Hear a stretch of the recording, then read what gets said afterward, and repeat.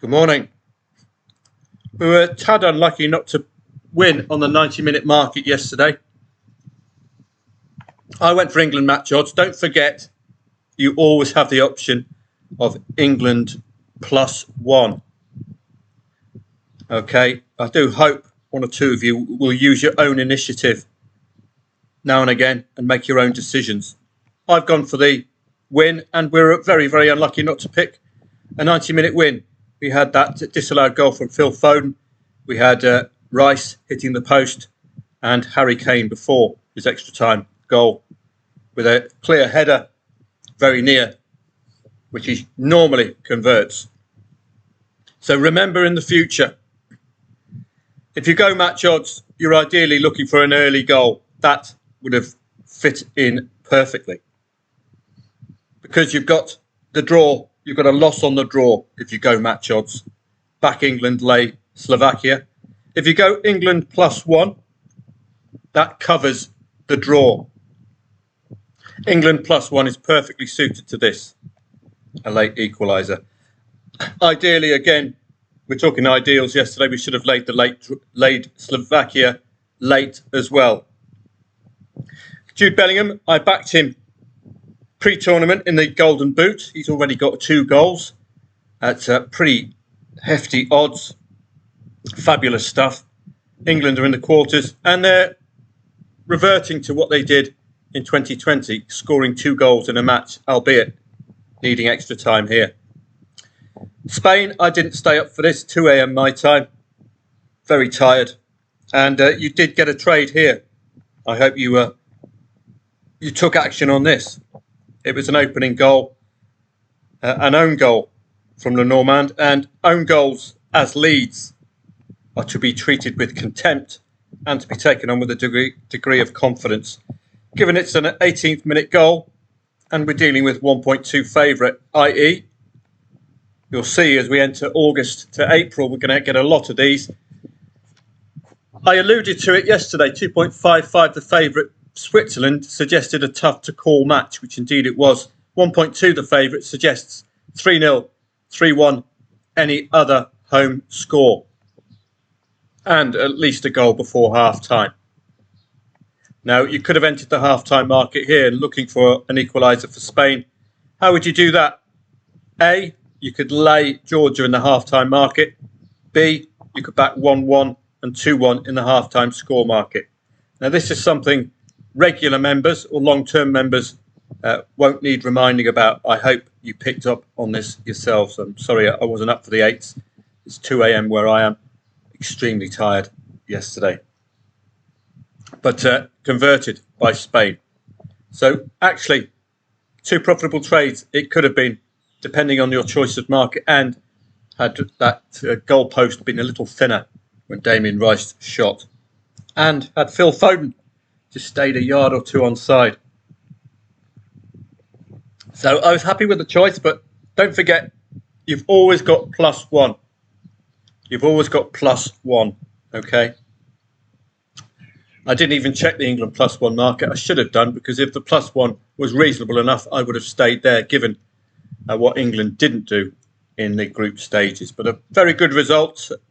Gareth Southgate, who was being bemoaned by the football genius that is Lee Dixon for not making enough subs.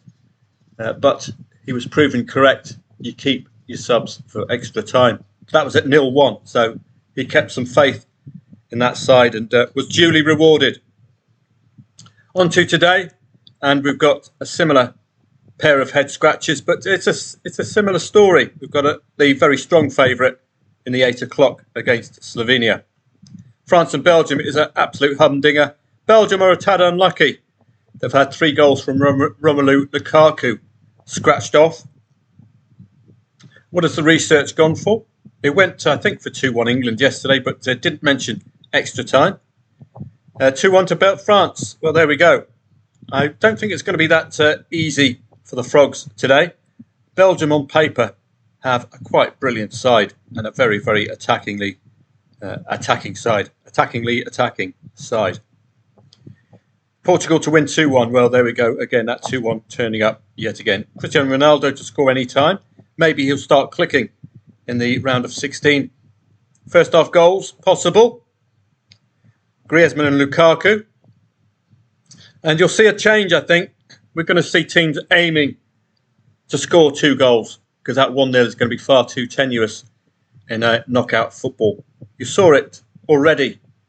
We've had 3 consecutive matches with 2 goals scored, albeit the last one, the England match, the second goal came after extra time. But the ones prior to that, the teams scored 2 goals. That might be something we'll see again today. I think France will be expecting Belgium to get a goal, and the only way you can really respond, of course, is an equaliser and to push on, get that second. Portugal could have a good time of it against Slovenia, but you're likely to have a 10-man defence for the Slovenians. But it's brimming with talent. Bernardo Silva, Fernandes, Conceição, Ronaldo as well. Fantastic stuff. So we expect a similar story to the Spain match yesterday for Portugal, although their odds are just a tad higher at 1.36. Tennis today, well, you don't need reminding, it's Wimbledon today. Begins at 11 a.m, but that's unlikely to be the starting time. The starting times are very fluid, not to be relied on. I will be up and about for as many of these matches as I can, as long as the rain stays away. Do read these previews, please. If you're interested in tennis, they are quite superb. Look at the rankings initially. 127th against 60th. So immediately, do you trust 127th at 1.67? I don't. It does suggest that Zhu may have had an injury recently. You can check that out by clicking on her name, scrolling on down. 8th of April, she had an illness. So I'm not sure about that. Maria Sakkari certainly gets some interest. I think Heather Watson's gettable. She got in on a wild card. I don't know much about her opponent today. And again, you're trusting these high-ranked players, 85th in the world. That's why I said to you in the e-letter at wimbledon.com, go to the live score. You look for seeded v unseeded as an initial angle in. So you're going to get the live scores here, scores and schedules, live scores. They'll start popping up here. And this website will show you seeded v unseeded. Seeded will have a number after their name in brackets. I suggest this would be one. I don't know anything about this Minin. That's a question mark about her. Far too highly ranked for me to trust as well, but I'll be backing against Heather. She'll likely give a good account with the wild card, but she's been in a gradual decline for quite a while. Pavlyuchenkova, 25th in the world. I don't know much about her, but I'll be following every single match via Tennis24, this website, with particular attention to the pre-match odds, which will remain there throughout the match, which makes our life a lot easier. 1.04 ideally to be laid. Elise Mertens has had a couple of retirements recently, so she might be gettable here against Hibino. She wants to play in a Grand Slam, but she might not be up for it. Might be gettable if winning the first set, Mertens. Couple of retirements. Daria Kasatkina, well, layable at these odds. Certainly not backable. Got to be howling Mad Murdoch to back at 1.04. Karolina Pliskova always gives a good account. How's about? Now then. Seville I've been following for a bit, so I'll keep an eye there. 82nd against 59th again. The rankings for me tight enough to suggest a more competitive match than the odds suggest. Miyazaki is a Brit. Will she overperform?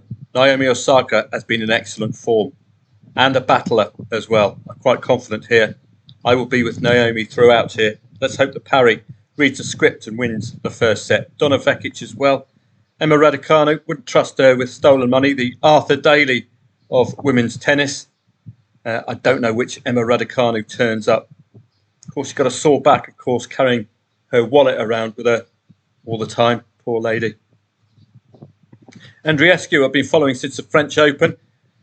Got a feel for her, but again, you've got this problem, trusting 165th player in the world as favourite. That's problem. This ranking may be down to injury again.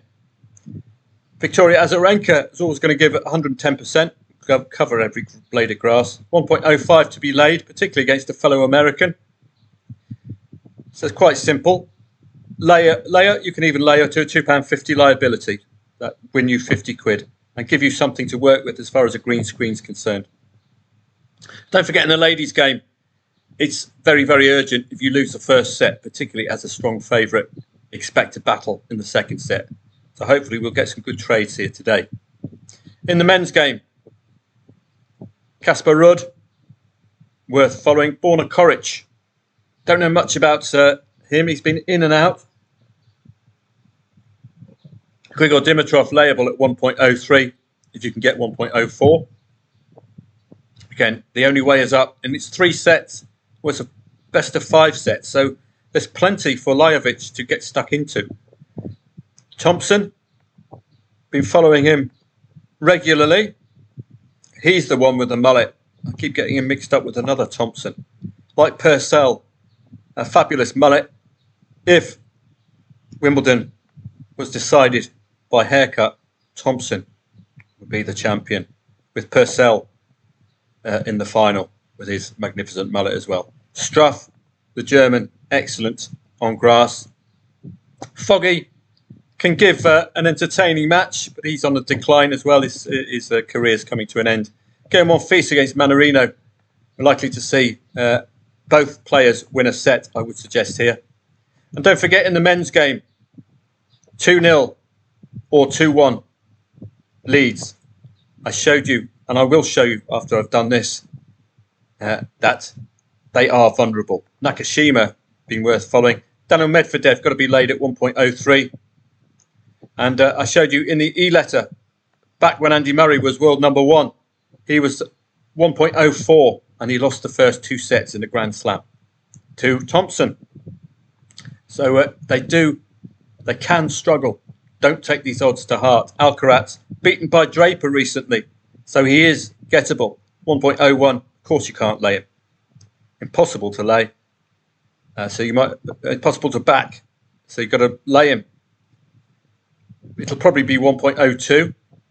£2 liability could win you 100 quid. It just makes sense. And it is a Grand Slam. Lyall, probably way out there, 262nd in the world. But you never know.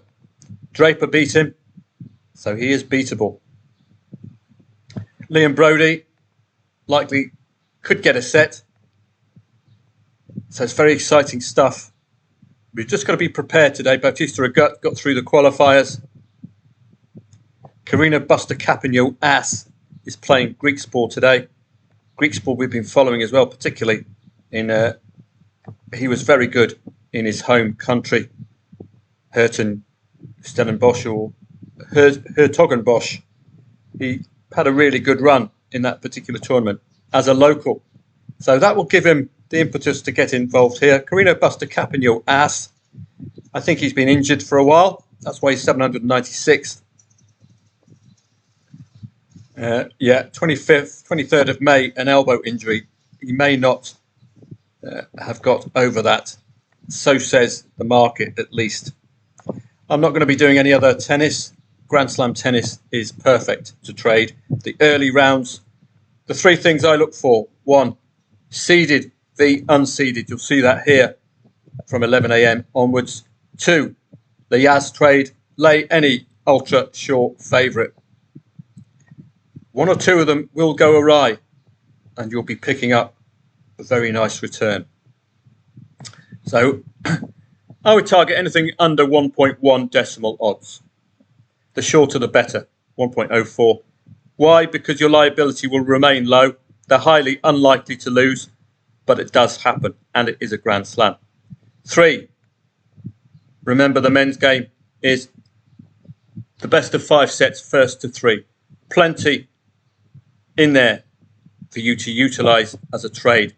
Any 2-0 lead. Let's see if I can find you the qualifiers from Wimbledon. the men's qualifiers because they were 5-setters. So let me see if I can find that for you. I'll just pause the video and I'll come back to you when I've found it.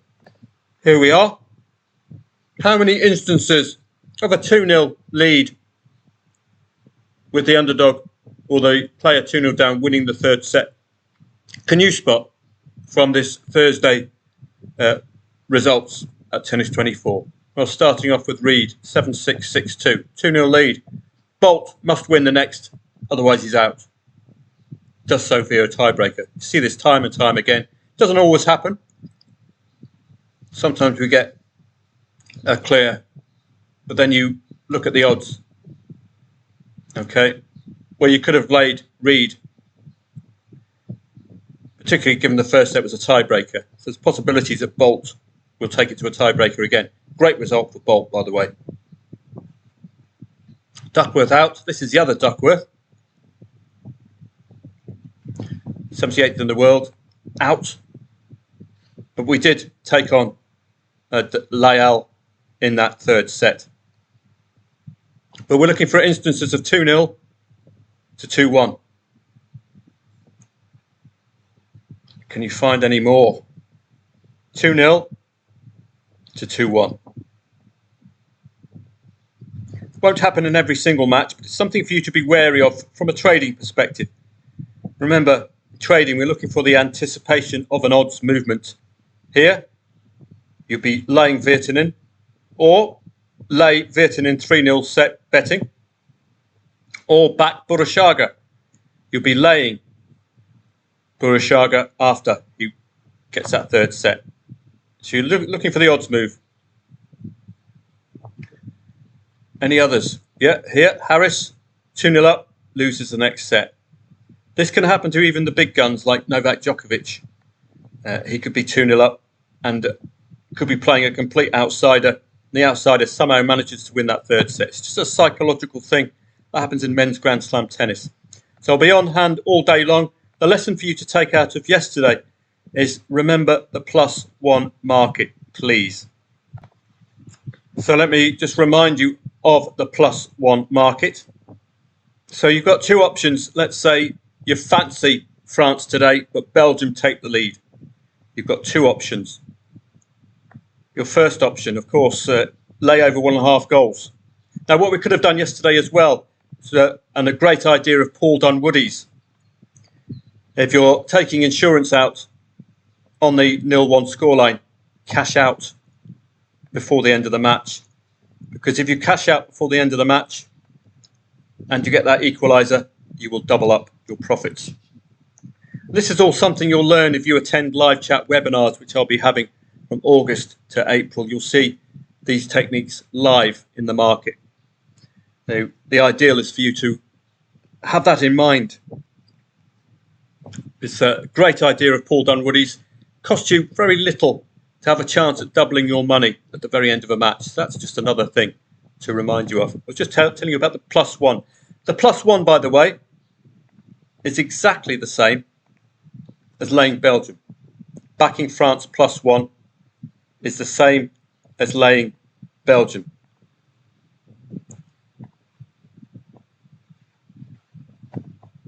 So if we have £100 here and £100 back at stake, you're still going to be winning 24 quid. Let's go back and lay Belgium to £100. And you'll see it's going to be around 24 quid that you'll win there. Just got to find the match odds. Should be in alphabetical order. Where is the match odds gone? Excuse me for a sec. Probably at the top. Yeah, there we go. So don't forget, that was a £24 profit. This should be a £24 profit as well. Sorry, liability. There, 24. So don't forget, what you could have done yesterday would be to lay Slovakia or back England +1. If you go match odds, I always recommend half stake to back. Half stake is liability to lay. So if this was France a goal down, half stake as liability to lay. That would leave you 39 on Belgium.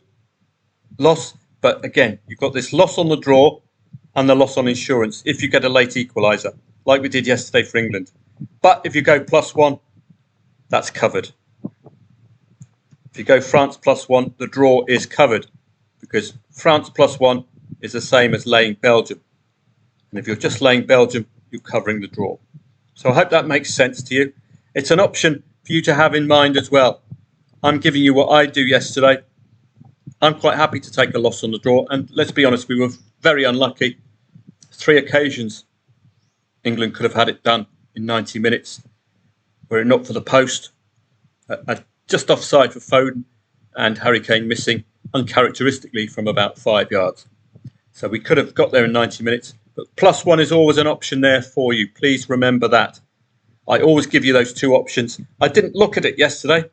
I was expecting England to get the job done, or at least that Phil Foden goal to have stuck in the 50th minute, because had it stuck, we'd have come out nice and rosy. You could have cashed out then at 1-1, even if you went into the match odds market. So please remember, you have an option. Just because I put it up on Telegram doesn't mean you have to follow it blindly. Please make your own mind up. Don't forget there are alternatives to the match odds. +1 is always there for you. +1 covers any late draw. Don't forget as well, you can also get involved late on. We should have laid the draw late on in Slovakia as well because the odds were so low. And we could have cleaned up there as well. But I don't tend to go in twice. But maybe that's something I need to change. So there was plenty of positives to take out of yesterday. Similar story today. We've got an odds-on favourite, very short odds-on favourites with the second match. And we've got a tougher encounter with the first. It's going to be a bit like Switzerland against Italy. Very tough to unpack. It's very tough to write off Belgium. I'll be on hand for the 5 o'clock, probably not for the 8 o'clock. But do watch out if Slovenia score the first goal, particularly via an own goal. And particularly if it's before half-time. You've always got that option of playing in the half-time market, as you saw yesterday. 1.3 suggests 3-0, 3-1, any other home score. It's dropped. It was 1.35 with William Hill, where I get my odds from. So they are fancying the pork and cheese this evening. Watch out for all these yellow cards. We saw a lot of them in the England match yesterday. Will we see some here? Pepe, of course. Midfield, Fernandes likes to talk back. Could get carded. And they're going to be targeting Ronaldo as well. So he might generate a few yellow cards for the opponent. Have a great day. I'll be on hand throughout the day for the tennis. It will be on Telegram for members. What I'll do with the tennis is to provide a screenshot of any plays and any outs. I'll try to provide you with an out. See this one yesterday, laying over 1.5 goals. Great, we've got that covered. But you could have gone England +1. Now, if laying Slovakia at 3.05, let's just see what kind of a return that gets you. So 3.05 is pretty much similar. So if we were using back a stake of 40, so it would have been about a 1.4 bet on England, a 1.4. So that's why I didn't go the match odds route. Too skinny. The difference between the insurance and the 1.4 is going to make it not worthwhile. So we had to go match odds really. But we also have that option of laying that draw late on. So watch out for that this evening as well. I might not be up for the Portugal match again. But I'll give you as much as I can today in Wimbledon. Let's just hope that the rain stays away. Have a great day, and I'll see you throughout on Telegram with the green screens. I hope, green screens. I'll show you the entry points and I'll show you my exits, if there are any exits today. Have a great day, and members of footballtradingprofits.com, I'll see you throughout the day for the second Grand Slam of the summer.